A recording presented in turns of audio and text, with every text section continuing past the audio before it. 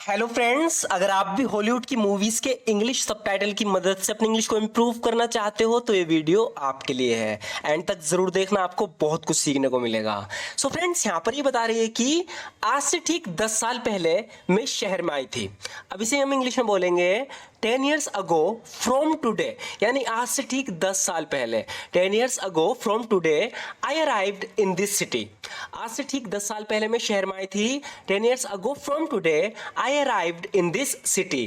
या आप इसे थोड़ा इस तरीके से भी कह सकते हो कि I came to this city precisely 10 years ago।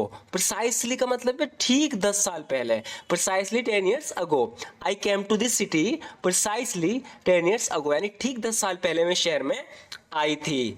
जब मैं शहर में आई थी, अब बता रही है कि when I came to this city, when I came to this city, यानी जब मैं शहर में आई थी। when I came to this city, मैं किसी को नहीं जानती थी। I didn't know anyone here। I didn't know anyone here, यानी यहाँ मैं किसी को नहीं जानती थी। ये था बेसिक तरीके से बोलने का। थोड़ा एडवांस में हम कहेंगे I was not acquainted with any one here. I was not acquainted with any one here का मतलब है मेरी यहाँ किसी से जान पहचान नहीं थी। तो ये बता रही है कि जब मैं शहर में आई थी, when I came to this city I didn't know any one here, मैं किसी को नहीं जानती थी। या हम कहेंगे I was not acquainted with any one here, मेरी यहाँ किसी से जान पहचान नहीं थी। I was not acquainted with any one here. उस वक्त में शहर में बिल्कुल नहीं थी। इंग्लिश में बोलेंगे एट दैट टाइम, यानी उस वक्त। At that time I was completely new to this city.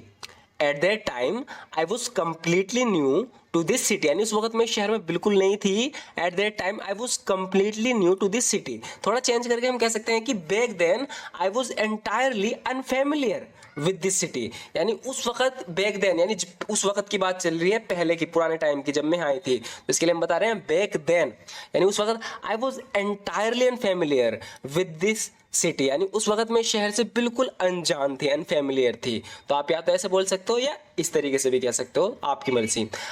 अब आगे बोल रही है कि शुरुआती दिनों में मुझे शहर में एडजस्ट करने में बहुत दिक्कत हो रही थी। एडजस्ट करना यानी इस शहर में रहने में, क्योंकि किसी गांव से आई थी, वहाँ का मौसम अलग था, यहाँ रहने का तरीका अलग है बिल्कुल शहर में। तो बता रही है कि I was facing a lot of difficulties in adjusting to this city in the initial days. तो यहाँ पर शुरुआती दिनों के लिए हमने यूज किया है इन द इनिशियल डेज, यानी शुरुआती दिनों में आई was facing a lot of difficulties, मैं बहुत ज़्यादा मुश्किलें को सामना कर रही थी, यानी बहुत ज़्यादा मुश्किलों को फेस कर रही थी। इन एडजस्टिंग, यानी कि एडजस्ट करने में, टू दिस सिटी, इस शहर में, इन द इनिशियल डेज, शुरू के दिनों में। या आप इस तरीके से बोल सकते हो इन the beginning. In the initial days की जगह आप कह सकते हो इन द बिगिनिंग, यानी शुरुआत में। आई was having a hard time, हम फेसिंग डिफिकल्टीज की जगह कह सकते हैं कि I was having a hard time, मुझे काफ़ी मुश्किलें हो रही थी, यानी मुश्किल भरा समय था मेरे पास उस टाइम जब मैं नई नई आई थी शहर में। In the beginning I was having a hard time getting used to this city. Getting used to this city का मतलब है कि शहर की आदत डालने में मुझे शुरुआती दिनों में बहुत ज़्यादा दिक्कत हो रही थी। In the beginning I was having hard time getting used to this city, यानी शुरुआती दिनों में मुझे शहर की आदत डालने में बड़ी दिक्कत हो रही थी, एडजस्ट करने में बड़ी दिक्कत हो रही थी। एक चीज़ जिसकी वजह से मुझे यहाँ रहने में सबसे ज़्यादा दिक्कत हुई वो था यहाँ का गर्म मौसम। तो बता रही है कि the biggest difficulty I encountered while staying here was the hot climate. तो बता रही है कि द बिगेस्ट डिफिकल्टी, यानी सबसे बड़ी परेशानी, आई एनकाउंटर्ड, जिसका सामना मैंने किया, जिसकी मुझे प्रॉब्लम हुई। The biggest difficulty I encountered, जो सबसे बड़ी प्रॉब्लम का सामना मैंने किया वाइल स्टेइंग हियर, यहाँ रहने में, was the hot weather, hot climate, वो यहाँ की गर्मी थी, गर्म मौसम था। या आप कह सकते हो the biggest challenge for me to stay here was the hot weather. अब जब आई थी, जब के बारे में बता रही है कि द बिगेस्ट चैलेंज फॉर मी, यानी मेरे लिए सबसे बड़ा चैलेंज था होगा टू स्टे हियर, यहाँ रहने में, वाज द हॉट वेदर, वो थी गर्म मौसम, क्योंकि जो जहाँ से रहने आई थी वहाँ बहुत सर्दी होती थी, तो यहाँ बहुत गर्मी थी। तो बता रही कि मुझे गर्मी का सामना करना पड़ा है, मेरी सबसे बड़ी दिक्कत थी यहाँ के रहने में, एडजस्ट करने में, क्योंकि मुझे गर्मी में रहने की आदत नहीं थी। अब इसे इंग्लिश में हम बोलेंगे because I wasn't use to staying in the heat. Because I wasn't use to staying in the heat, क्योंकि मुझे गर्मी में रहने की आदत। जब भी हम आदत बताते हैं तो यूज टू का हम वहाँ पर यूज कर लेते हैं।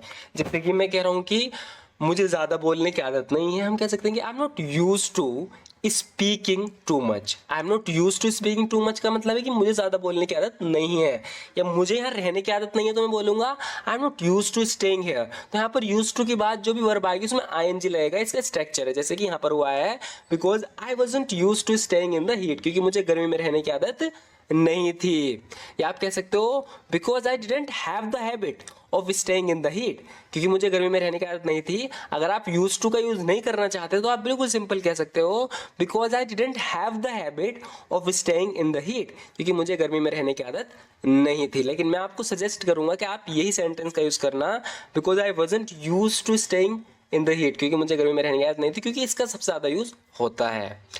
ऐसा इसलिए था क्योंकि जिस जगह मेरा पालन पोषण हुआ था वो इलाका बहुत ठंडा था। ये बता रही है कि मुझे गर्मी में रहने में दिक्कत इसलिए हो रही थी क्योंकि द रीजन बिहाइंड इट, क्योंकि इसके पीछे की जो वजह थी, the reason behind it was that, वो ये थी कि द एरिया यानी वो इलाका where I was brought up, जहाँ पे मेरा पालन पोषण हुआ, वॉज वेरी चिली, वो बहुत ठंडा था। तो बता रही कि ऐसा इसलिए था क्योंकि जिस जगह मेरा पालन पोषण हुआ था वो इलाका बहुत ठंडा था। The reason behind it was that the area where I was brought up was very chilly. In that place there is a cold climate throughout the year. उस जगह की बात बता रही कि वहाँ साल के 12 महीने यानी पूरे साल भर ठंड पड़ती थी। तो यहाँ पर साल भर यानी 12 के 12 महीने, इसके लिए हम यूज करेंगे through out the year. In that place यानी उस जगह जहाँ पे पैदा हुई थी, उस जगह के बारे में बता रही है कि इन that place there is a cold climate throughout the year, यानी उस जगह 12 के 12 महीने क्या पड़ती थी, ठंड पड़ती थी। इन that place there is a cold climate throughout the year, इसीलिए मुझे ठंडे मौसम में रहने की आदत थी। That's why I had the habit of staying in cold weather। आदत हम used to का भी यूज कर सकते हैं यहाँ पर, जैसे पहले किया था हमने, या ऐसे बोलोगे That's why I had the habit of staying in the cold weather। इसलिए मुझे ठंडे मौसम में रहने की आदत थी। That's why I had the habit of staying in the cold। या हम कह सकते हैं therefore का मतलब होता है इसलिए। I was used to, अब यहाँ पर हमने यूज टू का यूज किया। I was use to staying in the cold weather, इसलिए मुझे ठंडे मौसम में रहने की आदत थी। Therefore I was use to staying in cold weather. Cold weather यानी ठंडे मौसम में रहने की आदत से क्यों थी, क्योंकि जहाँ ये पैदा हुई थी वहाँ 12 के 12 महीने ठंड पड़ती थी और शहर में गर्मी पड़ रही थी, तो इसे दिक्कत हो रही थी। बता रही कि therefore I was use to staying in cold weather, इसलिए मुझे ठंडे मौसम में रहने की आदत थी। लेकिन अंत में सब कुछ ठीक हो गया। अब इसे इंग्लिश में हम बोलेंगे but in the end everything turn out to fine, यानी शुरुआत में तो मुझे दिक्कत हुई गर्म मौसम में, ऐसे शहर में रहने में जहाँ गर्मी ज़्यादा पड़ती है, लेकिन बता रही है लेकिन जब रहने लगी तो अंत में जाके सब कुछ ठीक हो गया। But in the end everything turn out to fine, but in the end everything turn out to fine. हम कह सकते हैं इवेंचुअली का मतलब होता है अंत में, आखिरकार। इवेंचुअली यानी अंत में, आखिर में। एवरीथिंग गॉट बेटर, सब कुछ ठीक हो गया। इवेंचुअली एवरीथिंग गॉट बेटर, अंत में आकर, आखिर में आकर सब कुछ ठीक हो गया। ये हम कहेंगे however ultimately everything became all right. इसका मतलब है लेकिन अंत में सब कुछ ठीक हो गया, हालांकि अंत में सब कुछ ठीक हो गया। However ultimately everything became all right. बुरा वक्त हमें वैल्यूबल सबक सिखाता है, यानी जब एडवर्सिटीज आती है ना लाइफ में, एडवर्सिटी का क्या मतलब होता है, बुरा वक्त, ऐसा वक्त जिससे हमें बहुत ज़्यादा मुश्किलें सामने करनी पड़ती हैं। तो बता रही है कि adversity teaches us valuable lessons. Adversity teaches us valuable lessons, यानी बुरा वक्त हमें वैल्यूबल सबक सिखाता है, बहुत कुछ सिखाता है हमें बुरा वक्त। सो फ्रेंड्स, आज की वीडियो में बस इतना ही। आपको ये वीडियो कैसी लगी ज़रूर बताना, वीडियो अच्छी लगी तो लाइक ज़रूर कर देना। And thank you so much for watching this video friends.